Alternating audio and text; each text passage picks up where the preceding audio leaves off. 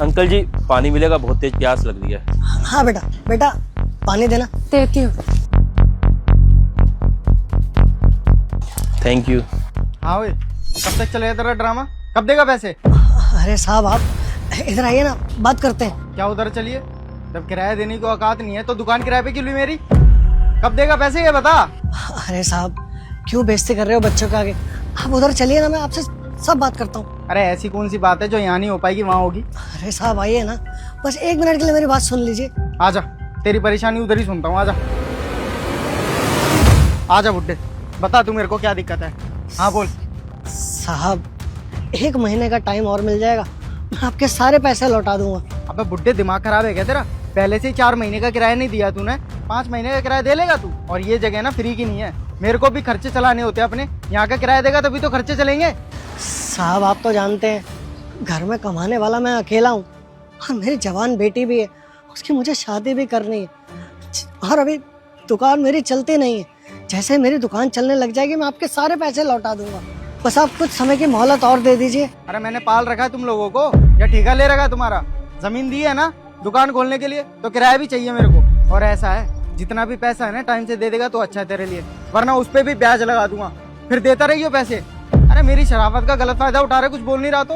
अरे नहीं साहब, मैं आपका कोई फायदा नहीं उठा रहा हूँ, मैं सच कह रहा हूँ।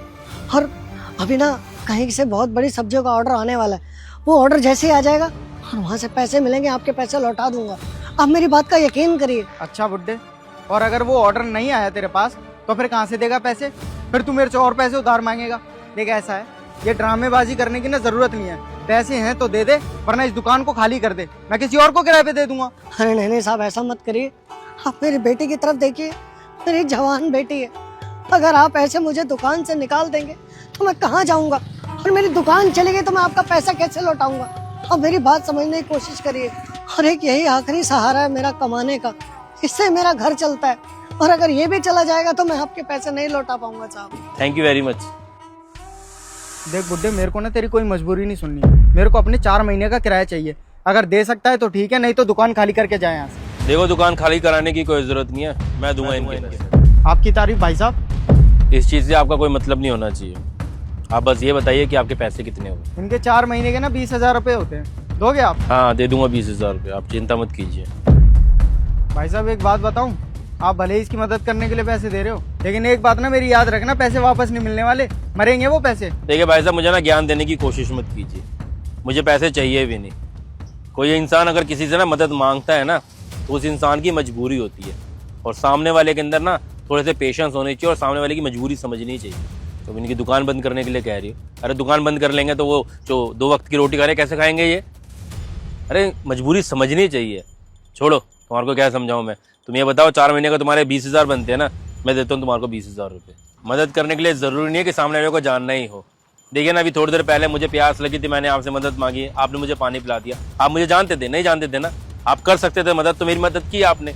ऐसी मैं आपकी मदद कर सकता हूँ तो मैं कर रहा हूँ, इसमें जानना पहचानना जरूरी थोड़ी है। और रही बात 20,000 रुपये की, तो मेरे लिए 20,000 रुपये कोई बहुत बड़ी चीज़ नहीं है। और वैसे ना अगर किसी को दुकान दिए ना चलाने के लिए तो थोड़ा ना वेट भी करना चाहिए, ताकि सामने वाले की दुकानदारी ना चल जाए। ये नहीं कि बस आओ पहले दिन से ही खड़े हो जाओ किराया मांगने के लिए। इतना भी लिहाज नहीं कर रहे कि उनकी जवान बेटी वहाँ पे खड़ी हुई है, उन्हीं के सामने उनकी बेटी की बेइज्जती करे जा रहे हो। वो बोल भी रहे हैं कि बेटी खड़ी हुई है। अरे थोड़ी शर्म होनी चाहिए यार, हर इंसान की अपनी इज्जत होती है, कम से कम उसके 20 बच्चों के सामने तो उसकी इंसल्ट मत करो। मेरे को ना किसी की मजबूरी सुनने का कोई शौक नहीं है, मेरे को मेरे 4 महीने का किराया चाहिए। 4 महीने हो गए चक्कर काटते हुए, जैसे ही मेरे को मेरे पैसे मिल जाएंगे मैं चला जाऊंगा यहाँ से। हाँ चल ठीक है भाई, तेरे से क्या बहस करूँ। ये ले 20,000 रुपये पूरे हैं, गिन लिए। बुड्ढे ऐसा है, ये पैसे तो आ गए मेरे पास, अगले महीने ना टाइम से किराया मिल जाना चाहिए, वरना दुकान एक झटके में खाली करवाऊंगा तेरे से। आपका बहुत बहुत शुक्रिया साहब, आज आपने मेरी मदद करके आपने जानते मेरे ऊपर कितना बड़ा एहसान किया। अरे अंकल जी, धन्यवाद देने की कोई ज़रूरत नहीं है, बस मैंने आपकी मदद की है इंसानियत के नाते। बाकी हाँ, मैंने आपकी थोड़ी सी बातें सुनी, मैंने सुना कि आप कह रहे थे कि आपका कहीं होटल से ऑर्डर आने वाला है। अगर आपको ऑर्डर नहीं आता ना तो आप टेंशन मत लेना, मेरे भी अपने रेस्टोरेंट है, 4 रेस्टोरेंट है, मुझे भी सब्जियों की ज़रूरत पड़ती है। तो अब एक काम करना, आप मेरे साथ कॉन्टैक्ट कर लीजिए, आप मुझे डायरेक्ट सब्जी भिजवा देना, और इससे मुझे सब्जी ढूंढनी ही पड़ेगी, आपका भी फ़ायदा होगा, मेरा भी फ़ायदा होगा। वैसे मैं ये पीछे वाली सोसाइटी में ही रहता हूँ, D13 के अंदर, हाँ वहाँ पर आके मुझसे मिल सकते हैं। ठीक है साहब। आपका बहुत बहुत शुक्रिया। चाहिए अब दुकानदारी कीजिए। हाय गाइस, कैसी लगी वीडियो? उम्मीद करता हूँ वीडियो अच्छी लगी होगी। बाकी मैं ये वीडियो अभी सोनीपत हरियाणा में बैठ के बना रहा हूँ। आप कहाँ पर देख रहे हैं ज़रूर बताना और अपनी एज भी बताना। हम जानना चाहते हैं कि हमारी वीडियो कौन कौन सी एज ग्रुप के लोग देखते हैं।